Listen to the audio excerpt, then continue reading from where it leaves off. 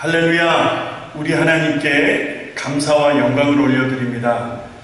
은혜로 2021년을 맞이하게 되었고 큰 뜻을 품고 새로운 각오와 결단을 가지고 이제 한 해를 시작했는데 올 한 해는 성도 여러분 그 품은 뜻들을 다 이루시고 기도하시는 제목마다 응답받으시고 단마음으로 끝까지 달려가시는, 그래서 믿음의 장성한 분량에까지 이루시는 그런 한 해가 될 수 있기를 간절히 소원합니다. 이제 수요일 아침에 성경 인물편 공부, 오늘 13번째 시간 룻에 대해서 공부할 것입니다. 여러분 성경 룻기를 펴놓으시고 보내드린 그 유인물 교재를 펴놓으시고 제가 이제 기도함으로 시작하도록 하겠습니다. 잠시 기도하겠습니다. 하나님 아버지, 이제 저희들이 한 해를 시작했고 마음의 소원과 기도의 제목들을 가지고 하나님 믿음으로 달려가고자 하오니 연약한 저희들 붙들어 주시고 걸음걸음 인도하사 하나님 영광 드러나게 하시고 교회가 교회답게 세워져 가게 하시고 성도들 개개인이 흩어진 작은 예수로 믿음으로 살아드리는 이번 2021년 한 해가 되어지도록 도와주시옵소서. 이 시간 우리가 하나님의 말씀을 공부합니다. 수요일 아침 성경 인물편 룻에 대해서 공부합니다. 하나님 함께 하시고 이 말씀 속에 짧은 시간이지만 저희들에게 귀한 깨달음과 도전과 은혜를 허락하여 주시옵소서. 부족한 종은 하나님의 말씀 뒤로 감춰주시고 하나님의 말씀만 우리 안에서 운행하시고 역사하시기를 우리 구주 예수님의 이름으로 간절히 기도드립니다. 아멘. 아멘. 자, 그러면 오늘 룻기 참 은혜스러운 부분이죠. 물론 하나님 말씀이 다 은혜스럽지만 특히 룻기는 더 그렇습니다. 정말 그 내용도 그렇지만 시대적인 그 때도 참 기막힌 때에 이 룻기가 기록되어진 것을 보면 정말 하나님의 섭리가 아닐 수가 없습니다. 제가 서론을 읽겠습니다. 여러분 그 유인물 보시면 되겠습니다. 룻은 사사시대의 모압 땅에 살았던 이방 여인으로 말론이라는 히브리인과 결혼을 한 여인이었다. 성경은 룻의 가족의 배경에 대해서는 기록하고 있지는 않지만 룻과 결혼한 말론의 가족에 대해서는 자세하게 기록하고 있는 것을 볼 수 있다. 유다 지파의 한 사람으로 엘리멜렉과 나오미가 기근을 피하여 베들레헴에서 모압 땅으로 옮겨가게 된 일로 시작되어진다. 그렇게 해서 세월이 흐르던 어느 날 나오미의 남편 엘리멜렉이 죽음을 맞게 되었고 나오미와 두 아들만 남게 되었는데 10년이 지난 후에 두 아들 말론과 기로는 그 땅 여인들과 함께 이제 가정을 이루게 되었습니다. 그런데 이 두 아들, 두 형제도 죽음을 맞게 되어지고 이제는 나오미와 두 자부만 남게 된 것입니다. 세월이 지난 후 나오미는 하나님께서 이스라엘 백성을 권고하사 그 땅에 복을 주셨다는 소식을 듣고 다시 베들레헴으로 돌아갈 것을 결정하고 이것을 이제 자부들과 함께 나누죠. 그런데 그 자부 중에 오르바는 제 갈 길로 돌아가게 되어지고 룻은 시어머니 나오미를 따라 나서게 된 그 사건을 우리가 보게 됩니다. 그 후에 룻은 보아스를 만나게 되고 결혼을 하여 가정을 이루고 그 혈통을 통해서 다윗의 증손모가 되는 그런 놀라운 축복의 자리에 서게 된 한 현숙한 여인의 삶을 이 룻기가 담고 있다는 것이죠.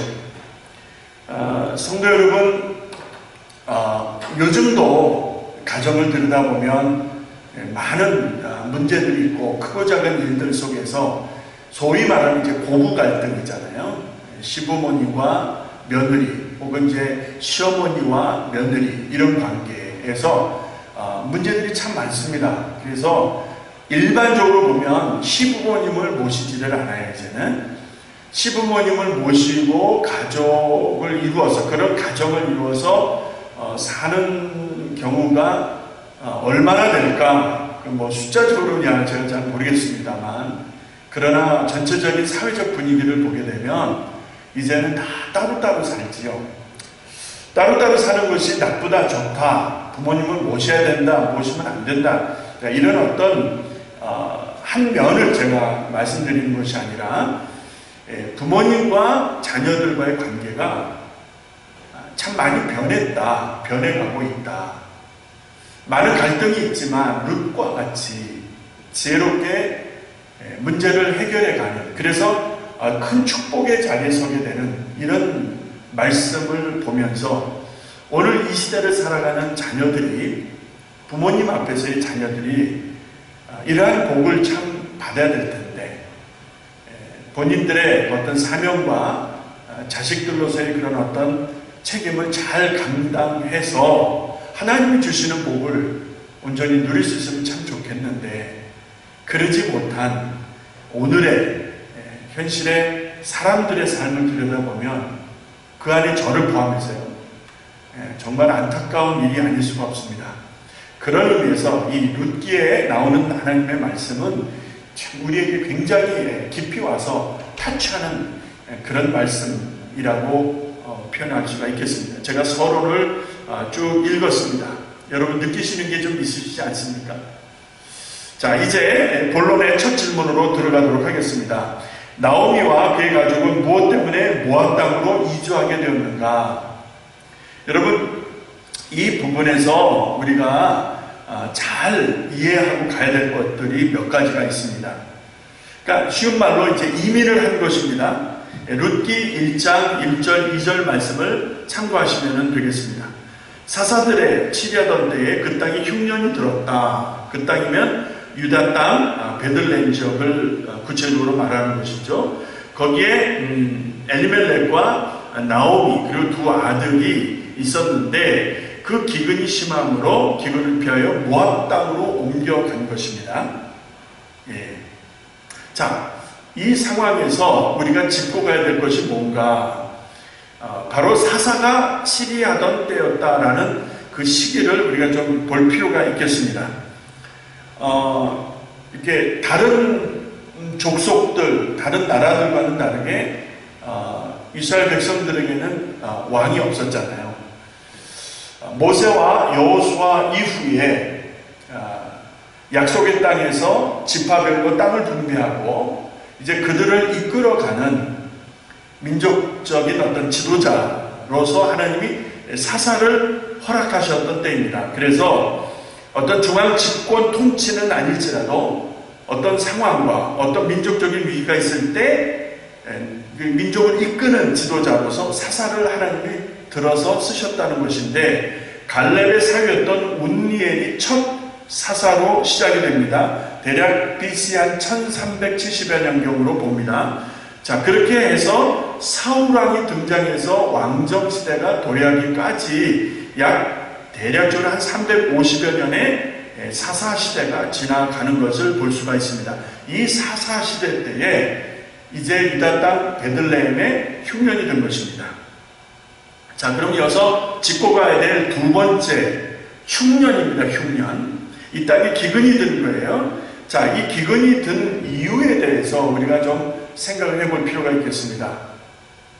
왜냐? 하나님의 사람들의 입장에서는 결국 우연이 없기 때문에 지금 이 땅에 임한 기근, 지금 이 땅에 임한 어떤 연병, 전염병, 이것을 우리가 어떻게 이해해야 될 것이냐? 우리가 2020년 우한 바이러스로 인해서 얼마나 고통스러운 시간을 보내왔습니까? 올해는 좋은 소식이 있고 새로운 치료제, 소위 말하는 백신이 제대로 잘 접종이 되어서 그래서 모든 분들이 정상적인 생활로 돌아올 수 있는 그런 해가 될 수 있기를 기대합니다. 여러분도 기대하시고 저도 기대합니다. 얼마나 이 시간이 어려웠습니까? 자, 베들레헴 그 땅에 기근이 들어서 얼마나 힘들었는지 우리가 좀 상상을 해볼 수가 있습니다. 그런데 문제는 그 기근이 왜 생겼느냐? 두 가지 견해가 있는데, 처음 견해는 자연재해로 보는 견해입니다. 그냥 그 땅에 자연적으로 상당히 비옥하고 물이 풍성한 그런 땅이었었는데 그런데 흉년, 기근이 오래되므로 그 땅에도 정말 먹고 사는 일이 이제는 어려워진 그런 자연적인 상황으로 그 원인을 볼 수가 있다는 것과, 두 번째, 하나님의 징계로 보는 이유, 그런 견해가 있다는 것이죠. 자, 하나님께서 이스라엘 백성들을 약속의 땅으로 들이시고, 그리고 이 땅에서 뿌리를 내리고 자손 만만대 이르러 하나님의 영광을 드러내는 거룩한 백성, 하나님의 백성으로 살아가기를 원하셨어요. 다시 말해서 하나님의 뜻에 순종하면 축복과 풍성함과 은혜가 있지만, 하나님 뜻에 불순종하면 그 땅에 재앙과 기근이 임할 것이다 라고 하나님이 누차 말씀하셨어요. 예를 들어서 레위기 26장 14절로 46절의 말씀, 신명기 28장 15절에서 24절의 말씀을 근거합니다. 이미 하나님이 말씀을 이렇게 주신 거예요. 너희가 내 뜻에 순종하면, 나를 경외하면 너희들이 풍성한 은혜 안에서 살게 될 것이다. 하나님 말씀하셨는데, 반면에 불순종하게 되면 어찌 되는가? 이 땅에 재앙과 기근이 임할 것이다.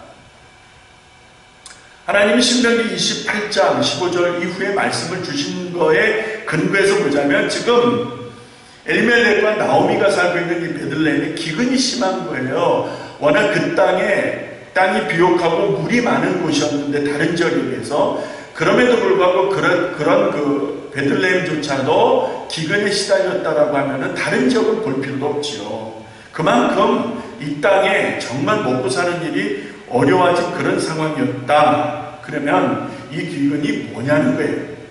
다시 말해서, 말을 바꿔서 이스라엘 백성들이 하나님을 우습게 여기고 하나님의 뜻을 떠나고, 레위기 26장, 신명기 28장에서 하나님이 이미 말씀하셨던 내 뜻에 순종하면 하나님이 큰 복으로, 은혜로 이끌어 가시겠지만, 그렇지 않을 경우에는 너희들이 재앙과 기근을 피할 수 없다 라고 하신 말씀에 따라서 지금 이들이 겪고 있는 이 기근은 얼마나 이들이 패역했는가라는 것을 반증하는 것이죠. 얼마나 이들이 악했는가, 얼마나 이들이 하나님을 우습게 여겼는가에 대한 분명한 그런 환경적인 증거다, 이렇게 말씀드릴 수가 있겠습니다. 자, 그렇다면 여러분, 이런 두 번째로, 그러니까 하나님의 징계로 이루어진 이런 어떤 환경적 어려움이라고 한다면, 그러면 하나님의 백성들이 무엇을 해야 되는 것입니까? 빨리 하나님께로 돌아와야 되는 거 아니겠습니까? 하나님께로 돌아와야 되는 것이죠. 아브라함이 가나안에 들어왔을 때 기근이 심함으로 애굽으로 갔던 그 사건도 다시 한번 떠올려 본다면, 그 땅으로 그냥 갔잖아요. 가지 말고 하나님 앞에서 씨름을 했었어야죠. 하나님이 인도하셔서 내가 여기까지 나오게 이르게 되었는데, 하나님 이 기근이 웬 말이란 말입니까? 하나님 이 기근을 어찌하면 되겠습니까? 하나님 앞에 기도하며 하나님의 뜻을 찾았을 때에 하나님이 길을 여셨을 거예요. 어디로 가라든지 무엇을 하라든지 하나님께서 원하시는 바를 알려주셨을 텐데, 그냥 기근이라고 하는 그 흉년이라고 하는 환경만 보고 애굽으로 가버렸잖아요. 애굽은 땅이 기름지고 물이 많으니까 가면 고생을 안 할 테니까 그걸로 그냥 가버린 거예요. 엘리멜렉과 나오미가 두 아들을 데리고 왜 모압 땅으로 갔는가? 그 땅에 가면은 기근을 피할 수 있으니까, 어려움을 피할 수 있으니까 그래서 간 거다, 이 말이죠. 하나님의 백성들이 문제를 만났을 때, 하나님의 사람들이 어려움을 당했을 때, 하나님의 사람들이 궁핍함과 기근에 처했을 때 어찌해야 되는 것입니까? 그냥 그 기근을 피해서 다른 곳으로 가면 되는 것입니까? 그럼 간편하지요. 그럼 옮겨간 곳에서 편하게 룰루랄라 먹고 마시면서 배를 두들기면서 살 수 있습니까? 여러분, 하나님 앞에서 해결이 될 문제는 반드시 해결하셔야 되는 거예요. 다른 곳으로 갔다고 해서 해결되는 게 아니에요. 여러분, 요나가 니느웨로 가야 되는데 다시스로 가기 위해서 요바로 내려가 그 배 한 척에 몸을 실었을 때, 여러분, 다른 사람들이 어려움을 겪는 거 보시지 않습니까? 죽음을 맞을 뻔했잖아요. 그 배가 파선 직전에 이르게 되니까. 우리의 삶이 어려움이 있을 때 도망가는 곳으로 해결되어질 수 있다면 우리 다 도망가자는 거예요. 다른 곳으로 이주하자는 거예요. 그러면 될 일 아닙니까? 그런데 그렇게 해서 해결될 문제가 아니라는 것이죠.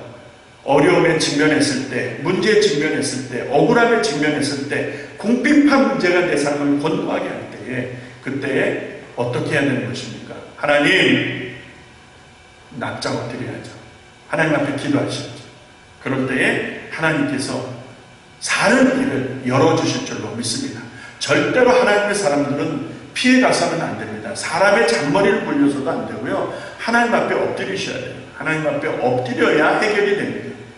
하나님의 그 섭리 가운데 이루어지는 일들이 하나님 앞에서 하나님이 주시는 뜻으로 해결하지 않는데 우리가 인간적인 방법으로 어떤 도망가고 회피하고 이런 것들로 해결될 수 있겠는가?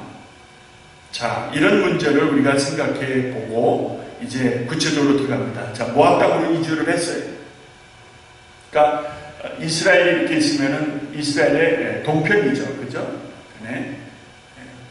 이렇게 모압 땅에 그곳으로 이렇게 이제 피해 간 것입니다.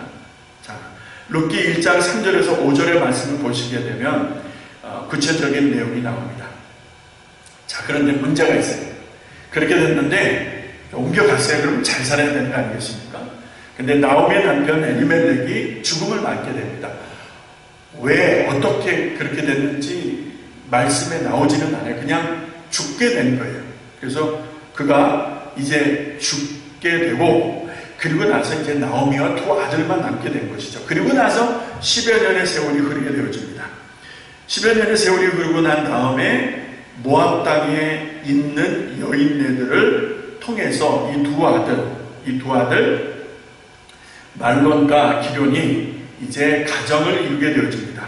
하나는 오르바요, 하나는 룻이라고 하죠. 자, 이들과 함께 가정을 이루게 되어진 나오미의 가정의 큰 그림을 우리가 마음에 담습니다. 자, 기근이 있었어요.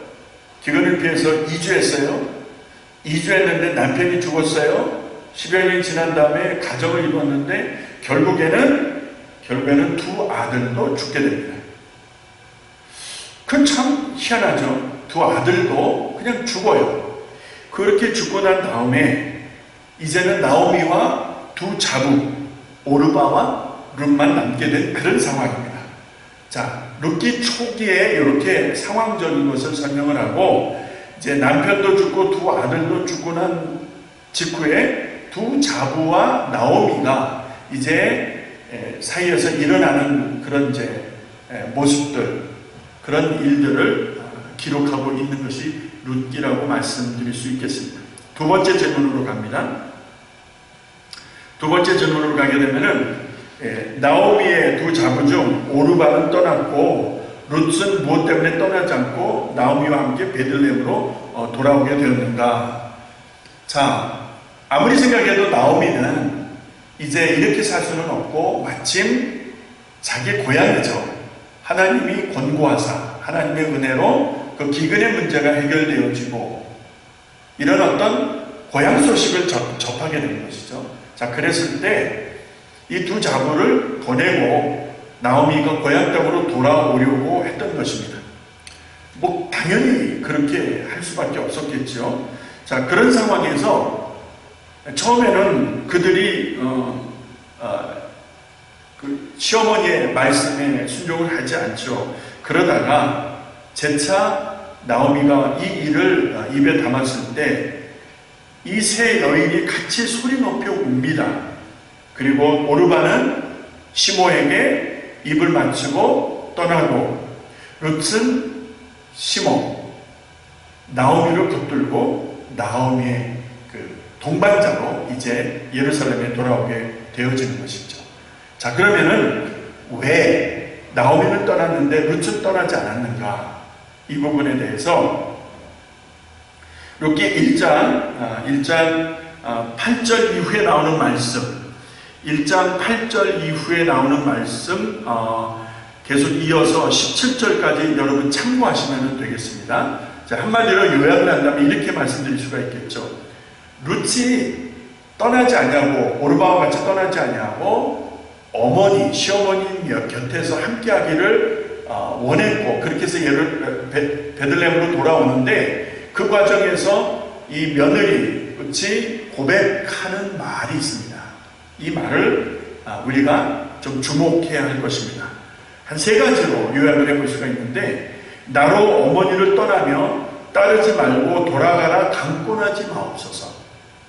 두 번째로, 어머니께서 가시는 곳에 나도 갈 것이고 어머니가 유숙하는 곳에서 나도 유숙할 것입니다. 그리고 세 번째로, 어머니의 백성이 나의 백성이 되고 어머니의 하나님이 나의 하나님이 되리라 라고 하는 이 말을 이제 며느리 룻이 입에 담게 되어집니다. 그리고 17절로 가게 되면 이런 말이 나옵니다. 내가, 그러니까 이제 며느리 룻이 얘기하는 게, 내가 죽는 일 외에는, 내가 죽었다고는 할 수 없지만 그 일 빼고는 어머니를 떠나면 하나님께서 내게 벌을 내리시고 더 내리시기를 원합니다. 자, 이것이 며느리의 마음이었어요. 자부의 마음이었어요. 그러니까 어머니를 보면서 어머님이 믿고 의지했던 하나님을 자부의 룻이 느끼고 온몸으로 그 어머니가 믿는 하나님에 대한 인식을 갖게 되는 것이죠. 자, 어머니를 보면서, 시어머니를 보면서 며느리가 하나님을 조금씩 경험하게 되어지는 것입니다. 이 부분이 매우 중요한 교훈을 우리에게 오늘 주시는 거예요. 자, 시어머니를 통해서 며느리가 하나님을 알게 되는 거예요. 요즘에 많은 그 문제 중에 고부 갈등이라고 하는 것은 문제 중에서도 핵심 문제라고 말씀드릴 수 있지 않겠습니까? 가정마다 고부 갈등이 없는 가정이 있을까나 싶어요. 아들들은 아무 소용이 없어요. 아내가, 며느리가 틀어버리면 꼼짝 못하는 것 같아요. 꼼짝 못하는 것. 저는 조금 예외고요. 여러분, 제일 가까워야 될 관계 아니겠습니까? 시어머니와 며느리. 내 배 아파서 난 내 딸은 아니지라도 내 딸이잖아요. 내 자식이잖아요.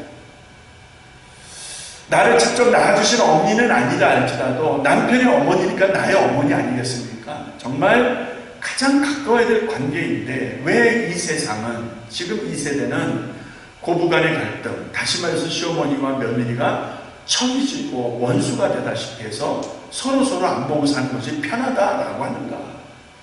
자, 어머니 하나님이 나의 하나님이 되고 어머니의 백성이 나의 백성이 되고 어머니가 유숙하는 곳에서 나도 유숙하실 것이고 어머니의 백성이 나의 백성이 될 것이니 나로 하여금 떠나라 하지 마시옵소서. 내가 죽는 일 외에는, 죽음을 맞이하는 것 외에는 어머니를 떠나면 하나님 내게 벌 주시기를 원합니다. 이것이 룻의 마음이었어요. 여러분, 이런 며느리를 어디 가면 찾을 수 있겠습니까? 저도 아들이 둘이라 언제고 며느리를 맞이하게 될 텐데, 가끔 아들들한테 그렇게 얘기해요. 아빠는 다른 거 원치 않는다. 가문이나 배경이나 학벌이나 많이 가졌다, 많이 갖지 못했다, 이런 것 갖고 아들들에게 얘기해 본 적이 한 번도 없습니다. 하나님을 믿는, 하나님을 사랑하는 신앙과 신앙적 인격이 있으면 좋겠다. 아빠는 이거 하나만 보겠다 라고 이야기를 합니다.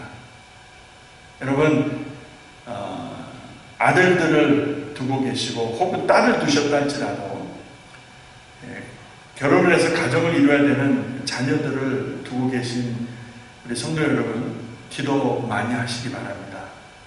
결국에는 이 룻의 발걸음을 인도하신 이가 하나님이시고, 그가 옛 땅으로 돌아와서, 어머니의 옛 땅으로 돌아와서 보아스를 만나게 되는, 그리고 가정을 이루게 되는, 그리고 그의 혈통에서 결국에 위대한 왕이 탄생하게 되는 것을 보면 그녀의 아름다운 마음이 가문을 일으키고 하나님 나라의 큰 영광을 가져오는 기막힌 정말 복된 여인이 되었다라는 것을 봅니다. 이런 여인, 정말 하나님을 사랑하는 여인, 이런 여인을, 이런 사람을 가정에 들여서, 그래서 가정이 행복할 수 있으면 좋겠습니다. 이런 축복이 여러분 성도님들 가정에 있기를 주님의 이름으로 두 손 모아 축복합니다. 다음 질문으로 넘어가면 이제 한 장 뒷면으로 넘기셨어요.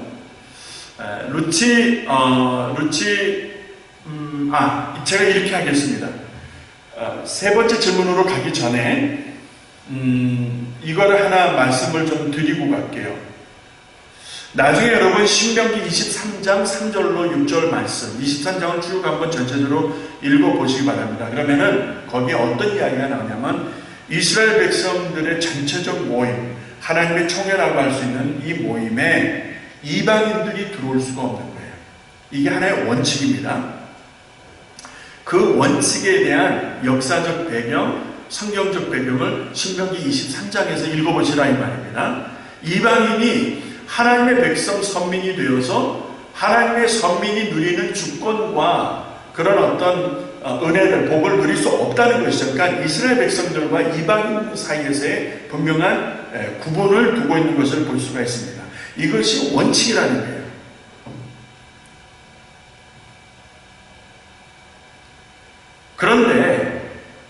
그런데 룻은 이방 여인이잖아요. 어머니의 백성이 나의 백성이 되고, 어머니 하나님이 나의 하나님이 되고, 어머니 육수가 돼서 나도 육수. 자, 그녀의 진솔한 마음과 어머니를 존경하고 사랑해 사는 마음, 그 고백은 우리가 충분히 이해를 하지만 근본적으로 이스라엘 백성들이 가지고 있었던 어떤 하나의 기준이랄까 원칙은 이방인들이 그렇게 되어질 수가 없는 것이죠. 만약에 그럴 경우라고 하면은 남자의 경우는 할례를 받아야 됩니다. 할례를 받아서 분명한 기준을 삼아야 되고, 여자라고 하면은 분명한 신앙적 고백이 있을 때에 그것이 허락되어질 수 있는 것입니다. 그러니까 기본적으로 이스라엘 백성들과 유대인들과 이방인들 사이에 정확한 구분이 있었다는 것이죠. 그런 상황에서 룻이 시어머니에게 보여줬던 그녀의 마음과 신앙적 고백은 정말 귀한 것이 아닐 수가 없습니다. 네, 참 귀하죠. 그리고 아름답죠. 마치 물로 치지 않으면 깊은 물과 같은 것이죠. 소리가 나는 그런 절절절절 흐르는 그런 물이 아니라 깊게 흐르는, 소리가 나지 않는 그런 느낌을 갖게 하는 룻의 자부의 그 마음을 우리가 느껴볼 수가 있는 것입니다. 자, 그럼 그 다음 질문으로 가게 되면요, 룻이 베들레헴으로 돌아와서 무엇을 하였는가 라고 하는 것입니다. 여러분 무엇을 했는지 잘 아시잖아요. 뭐 구체적으로 하나는 다 말씀드리지는 않아도 룻기 2장에 나오는 말씀을 쭉 좀 참고하시면 좋겠습니다. 제가 1절에서 3절까지 써드렸는데, 그 나오미의 남편 엘리멜렉의 친족 중에 보아스라는 사람이 있었습니다. 이제 모압 여인 룻이 나오미에게 밭에 가서 그 이삭 줍는 것을 허락을 받죠. 그리고 나가서 그 일을 할 때에 룻이 가서 베는 자를 따라다니면서 이삭을 줍는 것을 엘리멜렉의 친족 보아스가 보게 되어집니다. 자, 이 부분이 참 기막힌 거예요. 어머니를 모셔야 되니까 며느리가 나가서 이삭을 줍는 거예요. 자, 이삭을 줍는 건 허락되어진 것입니다. 그 베는 자를 따라다니면서 땅에 떨어져 있는 것을 줍는 거니까. 자, 그 이삭을 줍는 한 여인의 모습을 보아스가 보는 거예요. 저는 여기에서 하나님의 깊은 섭리가, 또 개입과 하나님의 어떤 끈끈하게 함께 하시는 그런 느낌을 갖게 되어집니다. 자, 그러니까 우리가 보는 것을 내가 본다라고 생각하시면 안 돼요. 내가 봐도 보아야 될 것을 보지 못하는 게 있고요, 보지 말아야 될 것을 보는 경우가 있어요. 무슨 말씀인지 아시겠죠?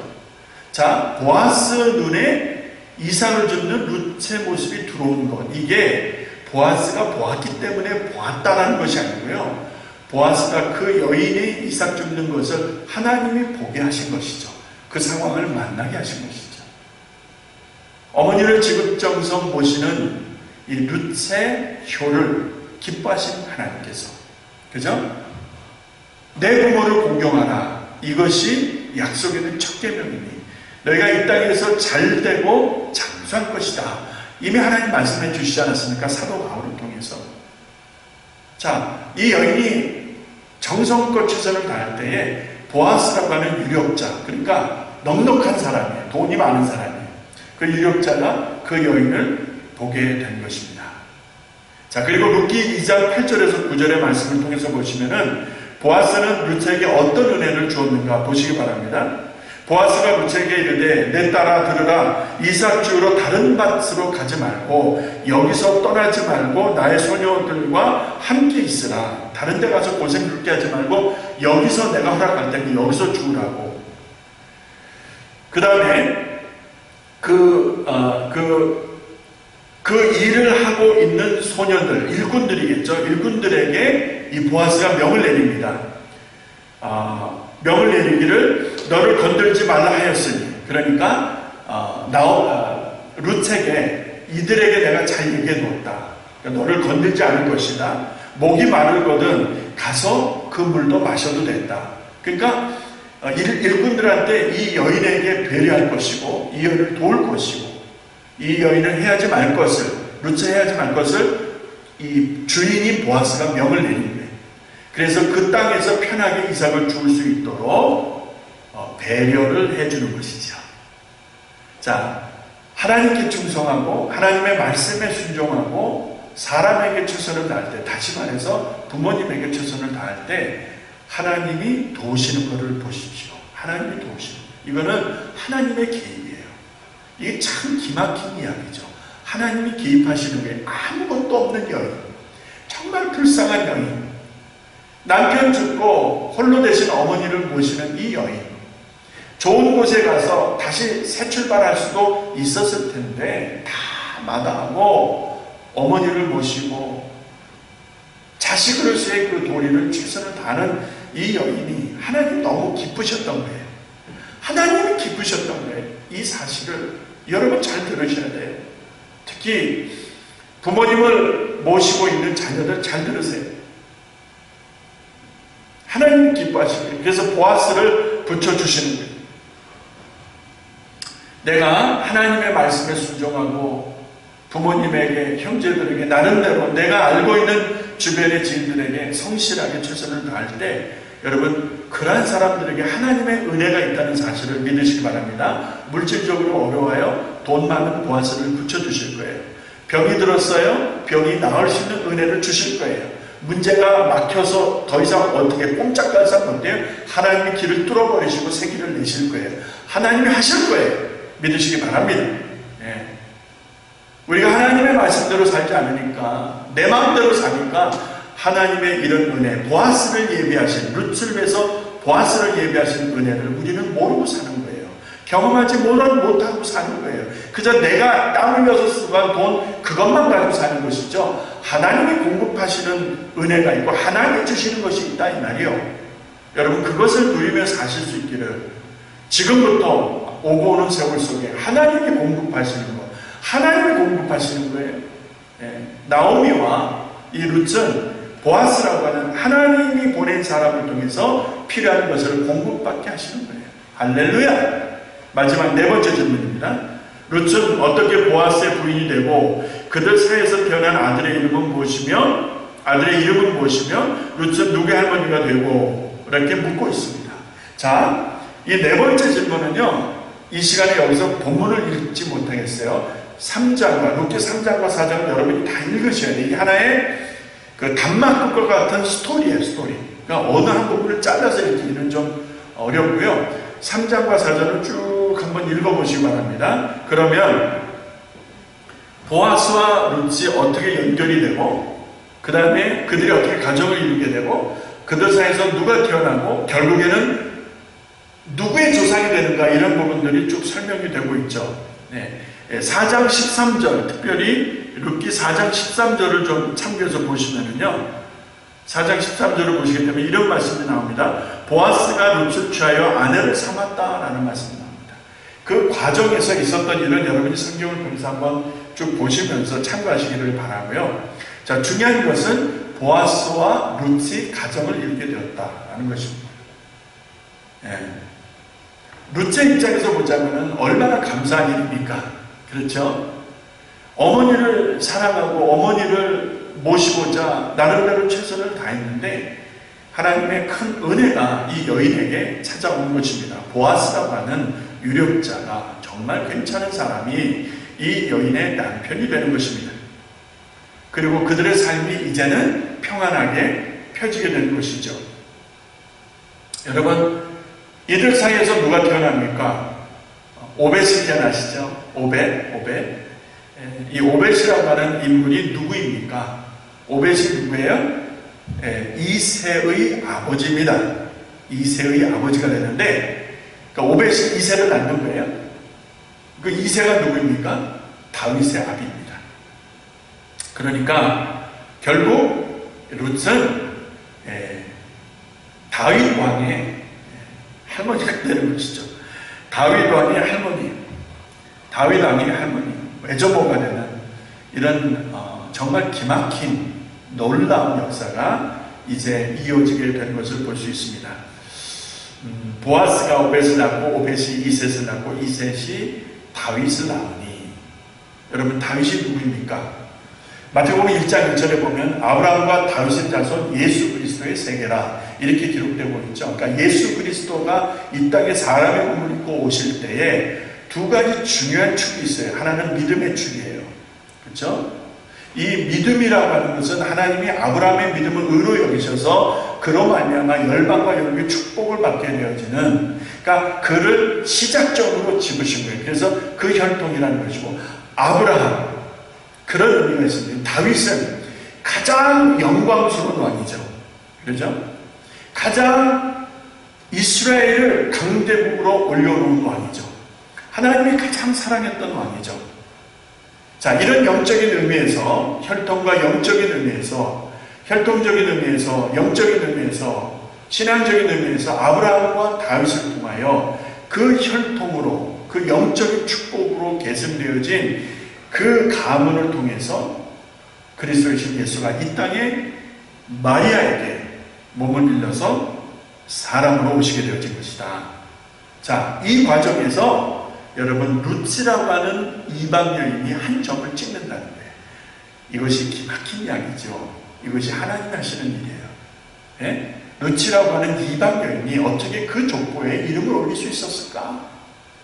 예. 룻기 전체가 짧잖아요. 그러니까 한번 쭉 읽어보시면서 그 내용에 대한 은혜를 다시 한번 경험해 보시기를 바랍니다. 영적 교훈으로 갑니다. 영적 교훈 첫 번째, 나오미의 가족은 기근을 인하여 이스라엘을 떠났고 그곳에서 큰 환난을 당하게 되었다. 그러니까 남편이 죽고 두 아들이 죽는, 자, 이런 일을 우리가 전전했을 때, 만약에 그리스도인들이 환난을 당했을 때 하나님을 섬기는 자리를 떠나야 하지 않을 것을 말씀한다. 제가 이렇게 써드렸는데요. 자, 이렇게 한번 인용을 해봅니다. 이 사건 속에서 우리에게 주신 하나님의 교훈이 뭘까? 자, 문제를 만났어요. 문제가 없으면 좋겠는데 문제를 만났어요. 자, 그러면 그 문제를 우리가 어떻게 다룰 것이냐? 돌아갈 것이냐? 도망갈 것이냐? 피할 것이냐? 뭐 여러 가지 방법이 있을 것이겠죠. 아니면은 딜을 할 것이냐? 타협할 것이냐? 아니면 싸워서 쳐부시고 무찌르고 갈 것이냐? 아니면 이렇게 빙 돌아갈 것이냐? 물러갈 것이냐? 방법은 여러 가지가 있을 수 있어요. 자, 문제를 만났을 때 우리가 해야 되는, 우리가 누구입니까? 그리스도인들이 해야 되는 기본적 태도가 뭘까를 생각하게 하는 거예요.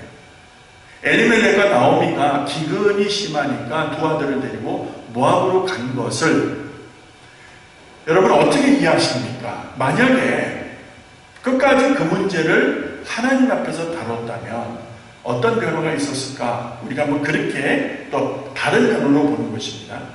그들이 이주하여 그곳에서 큰 일을 당하고 다시 옛 땅으로 돌아오는 과정에서 우리가 문제를 어찌 다뤄야 되는지에 대한 어떤 그 태도, 인식, 방법 이런 것들을 우리가 생각해 보지 않을 수가 없습니다. 또 하나의 영적 교훈은 믿음을 가지고 부모님을 섬기는 자를 하나님이 보상해 주신다는 것이죠. 자, 부모님은 누구입니까? 나를 있게 하신 분이잖아요. 그러니까 그 부모님을 최선을 다해서 모시는 거예요. 그런데 어려움이 있을 때, 아니면 나의 어떤 불편함이 있을 때, 경제적인, 아니면 건강상의 이런저런 이유를 가지고 부모를 모시거나 부모님에게 효해야 하는 자녀의 본분을 멀리하는 경우가 다반사입니다. 싫다는 거예요. 부모 모신 것을 싫다는 거예요. 부모를 안 모시겠다는 거예요. 이혼하겠다는 거예요. 이혼하겠다. 실제로 그런 분들도 있고요. 그리스도인들이 어려움을 당했을 때 어떻게 행동해야 되는가에 대한 문제도 중요한데, 자, 부모님을 모시는 일을 두고서도 여러분, 우리들이 원하는 대로 할 수가 있겠고, 하나님이 기뻐하시는 그런 일로 우리가 행할 수도 있겠고, 그런 어떤 갈림을 생각해 볼 수 있다면 여러분은 어떤 경우이십니까? 부모님을 정말 잘 모시고 계세요? 부모님에게 최선을 다하고 계십니까? 자, 부모님이 돌아가고 안 계세요? 그러면은 내 주변에 있는 어른들께 잘하고 계십니까? 정말 하나님이 주신 말씀의 원칙을 잘 기억하시기 바랍니다. 어른을 잘 모실 때, 효할 때 하나님이 이를 기뻐하신다는 사실입니다. 이런 영적인 의미를 우리가 좀 생각해 볼 수가 있겠습니다. 네. 문제가 있을 때 인내할 것이냐, 도망갈 것이냐, 여러분의 경우를 한번 연결해서 생각해 보시기 바랍니다. 이제 생활 적용입니다. 첫 번째, 나오미가 옛 땅으로 돌아올 때에 오르바는 떠났지만 룻은 떠나지 않고 베들레헴까지 옛 땅으로 따라 같이 왔다는 것이죠. 자, 여기에서 룻은 며느리는 어떤 신앙을 가졌으며 이에 대한 그리스도인이 부모의 신앙에 대해서 생각해 보시기 바랍니다. 이미 앞서다 말씀을 드렸습니다. 어머니로 말미암아 하나님을 경험한 거예요.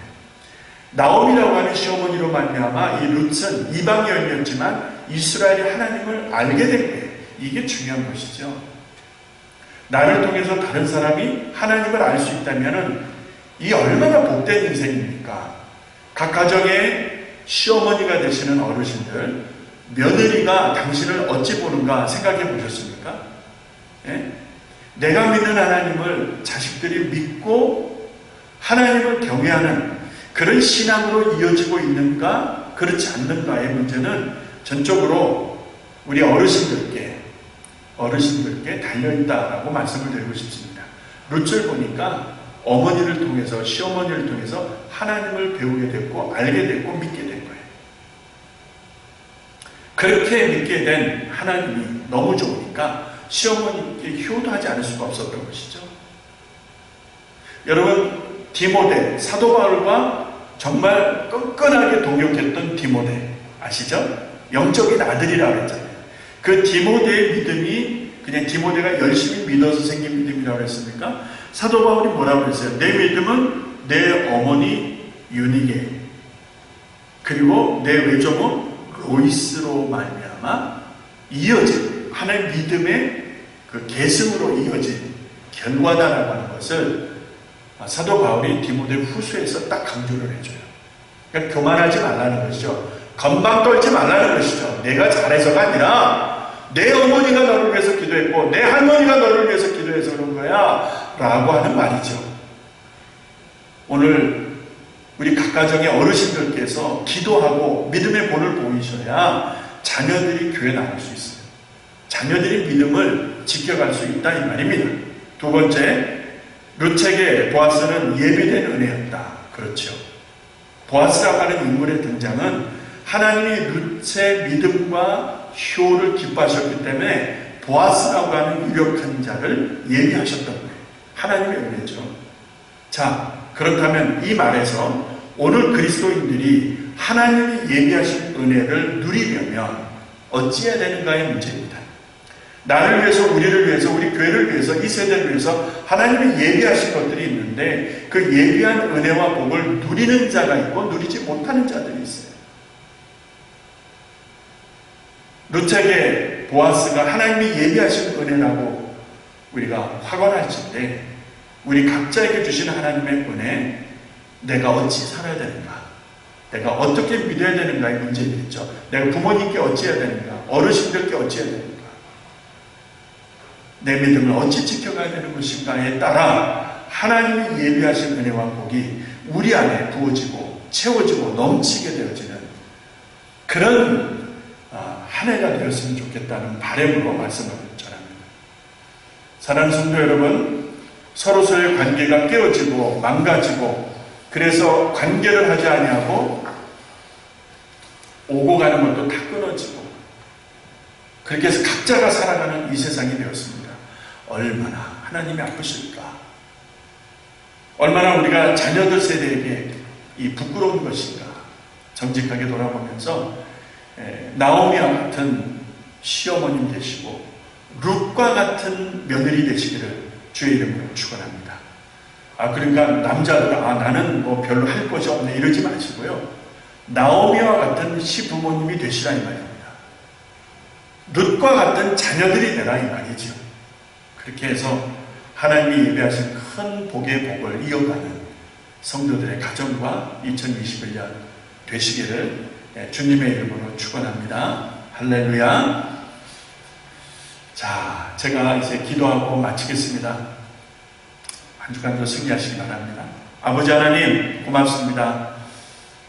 잠시나마 룻기를 통해서 나오미와 룻 그리고 훗날 보아스를 만나 유력한 자를 만나 가정을 이루게 되고 오벳을 낳고 오벳의 혈통을 통하여 이 땅에 다윗왕이 나는 이 가문의 영광을 들여다보게 되었습니다. 하나님, 우리 부모님들은 나오미와 같은 부모님들 되게 해주시옵고 우리 자녀들은 룻과 같은 자녀들 되게 하사 하나님이 예비하신 복을 누리며 가문을 일으키며 믿음의 부유한 가정들 세워가는 2021년 한 해가 되게 하여 주옵소서.